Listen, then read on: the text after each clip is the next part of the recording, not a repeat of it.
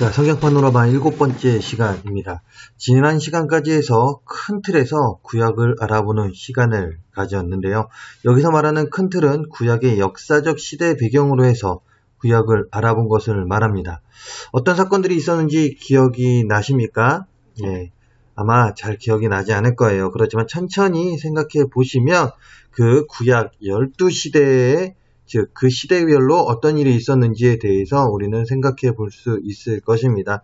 한번 생각해 보시고 다시금 리마인드 하면서 구약을 생각해 보는 여러분들이 되길 바라며, 오늘부터는 이제 신약 시대로 넘어가 이제 먼저는 신약 시대를 12시대로 구분하여 알아보는 시간을 가져보려고 합니다.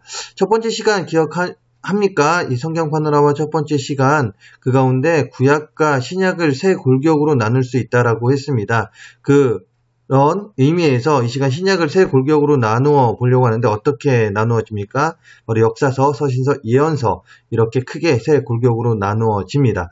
그러면서 알 수 있듯이 신약에는 역사서 5권, 즉 사복음서 플러스 사도행전으로 구성되어 있는데, 이 역사서는 사복음서에 그리스도의 역사, 즉 그리스도의 행적이 기록되어 있고, 사도행전에는 교회의 역사, 즉 교회가 시작되는 것과 복음이 전파되는 내용이 기록되어 있습니다. 자, 다음으로 서신서입니다. 서신서는 21권으로요. 이제 편지, 글이 되죠. 이렇게 편지 형식으로 기록된 서신서는 크게 두 부분으로 나누어 볼 수 있는데요. 먼저는 13권으로 그림에 나타난 책들인데요. 이 서신서는 바울 서신으로 말 그대로 바울이 쓴 서신서이고, 나머지 8권은 기타 서신으로 바울 이외의 기자들이 쓴 서신서로 히브리서를 빼고는 작성자의 이름을 따라 책의 제목이 붙어졌습니다. 그리고 마지막으로 예언서입니다. 마지막 예언서 한 권 남죠. 한 권이 무엇입니까? 바로 요한계시록이 이 예언서에 속합니다. 이런 신약 성경의 시작인 사복음서를 먼저 볼 텐데, 아까 신약 시대를 12시대로 나눈다고 하지 않았습니까? 자, 이 12시대 안에서 신약의 사복음서가 첫째에서 넷째 시대의 내용을 구성하고 있는데요. 사복음서는 앞에서도 이야기했듯이 그리스도의 생애에 대하여 기록하고 있습니다. 즉 그리스도의 역사, 삶의 태어남부터 해서 승천하시는 그 시간까지 해서 이제 십자가 사건까지 해서 그 생애를 기록하고 있는데, 그런데 복음서마다 다른 관점을 가지고 주님을 묘사하고 있습니다.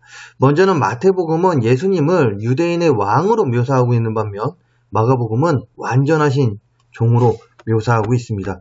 누가복음은 예수님을 완전하신 인간으로 묘사하고 있는 반면, 요한복음은 완전하신 하나님으로 묘사하고 있는데요. 그렇다면 주님은 한 분이신데 왜 복음서마다 주님을 다르게 묘사하고 있는지, 이런 질문 우리는 해볼 수 있을 것입니다. 그런데 이 질문의 답은 앞에서도 이야기했습니다. 저자들의 관점이 다르기 때문에 그렇죠. 즉 사복음서 기자들이 각자 자신의 논지를 뒷받침하는 이적과 진술과 사건들을 선별하여 기록했고, 이런 기록 가운데 자신들의 관점에 비친 주님을 표현하기에 복음서마다 주님을 나타내는 그 표현이 다릅니다. 즉 묘사하는 그 부분이 다르다고 이야기할 수 있죠. 다음으로는 이제 5번째 시대로, 이 시대는 교회 형성의 시대로 사도행전 1장에서 12장에 교회가 어떻게 생기고 처음에 어떻게 복음이 전파되었는지를 기록하고 있는 그 내용인데요.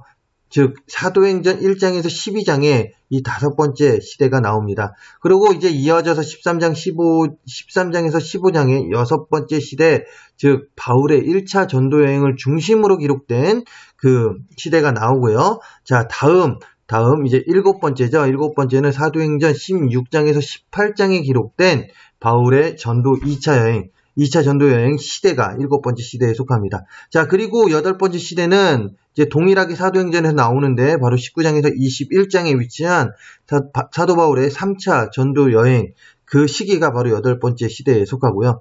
9번째는요, 사도행전의 나머지, 즉 22장에서 28장에 기록된 내용으로 바울의 4차 전도 여행이 기록된 시대입니다.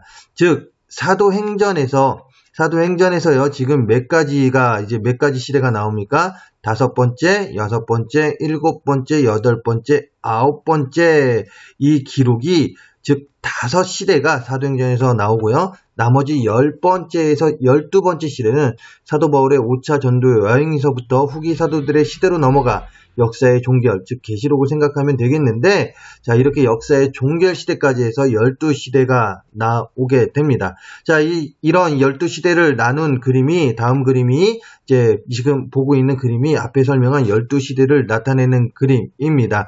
예, 처음부터 끝까지 한번 보시면, 자, 그 시대별로, 이런 시대, 즉 복음서, 그 다음에 사도행전, 그 다음의 내용들 이렇게 시대별로 나눌 수 있구나라고 우리는 생각해 볼 수가 있는데요. 자, 이렇게 보면 이제 나머지 서신서들은 그러면 어디에 속하냐 이것이죠. 사도행전까지 해서 나눴습니다. 그 다음에 뭐 계시록까지 갔어요. 그런데 그렇다면 나머지 뒤에 있는 이 서신서들은 과연 어떤 위치에 있는지, 그 위치가 어떻게 되는지 이제 알아보려고 하는데, 앞에서도 이야기했듯이 서신서들은 크게 두 부분, 즉 바울 서신과 일반 서신으로 나눈다고 했습니다.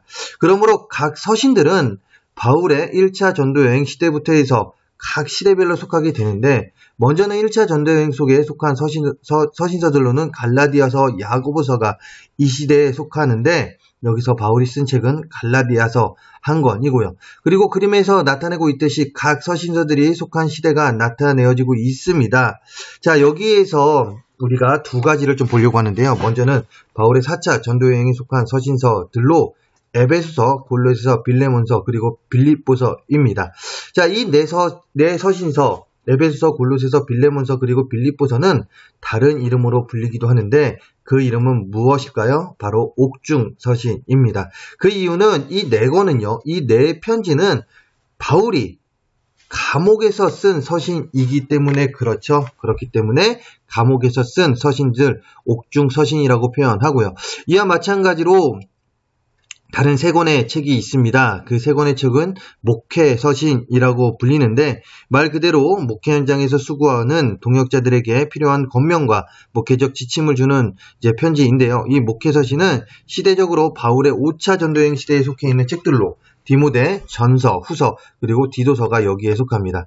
이런 12시대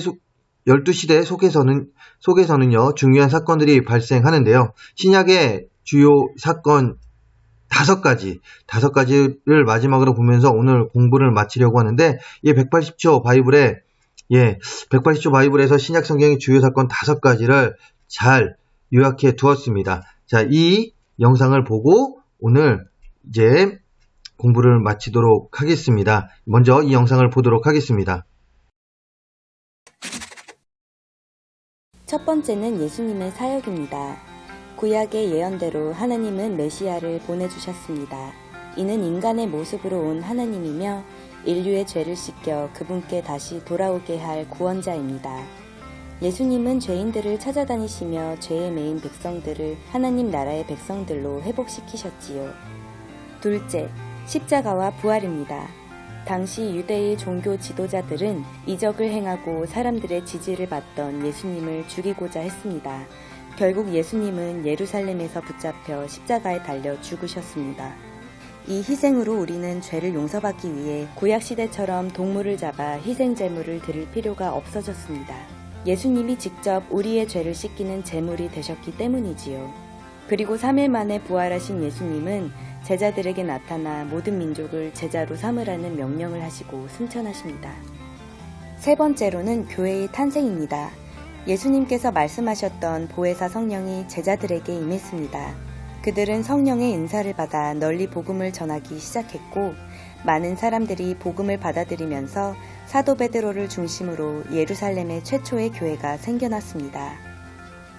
다음은 예루살렘 회의입니다.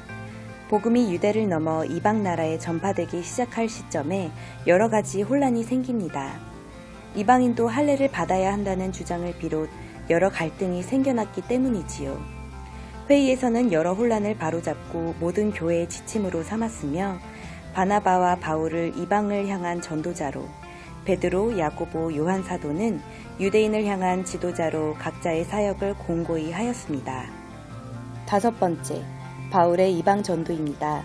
바울은 그리스도인들을 박해하던 정통 바리새파였으나 부활하신 예수님을 만나고 회심하였지요. 바울은 소아시아와 마게도냐, 로마에 이르기까지 총 3차례에 걸쳐 전도 여행을 다녔습니다. 기나긴 전도 여정 동안 우리가 알고 있는 신약의 서신서들을 기록하기도 하였습니다. 이로써 유대 땅을 넘어 전 세계로 복음이 전파되는 계기가 되었습니다. 여기까지 신약 성서의 사건을 알아보았습니다. 이후에도 수많은 예수의 제자들은 복음을 전 세계로 전했습니다. 예수님과 그의 제자들이 그리하였던 것처럼 지금의 그리스도인들도 계속하여 하느님 나라를 넓혀가고 있지요. 그리고 약속대로 예수님이 다시 오실 것입니다. 이것 또한 곧 이루어질 또 하나의 주요 사건이겠지요. 방금 이야기했듯이 방금 본 이제 180초 바이블에서 신약 성경의 주요 사건 이제 5가지 그 유역이 잘 요약되어 있습니다. 이 5가지 사건을 기억하고 신약을 본다면 우리는 좀 더 재미있고 쉽게 신약을 볼 수 있게 될 텐데요. 한번 다시금 잘 생각해 보시고 리마인드 해 보시고 어떤 사건이 있었는지 생각해 보시기 바랍니다. 자, 오늘은 여기까지 하고 다음 시간에 또 다른 내용을 가지고 성경을 알아가는 신약을 알아가는 시간을 가지도록 하겠습니다.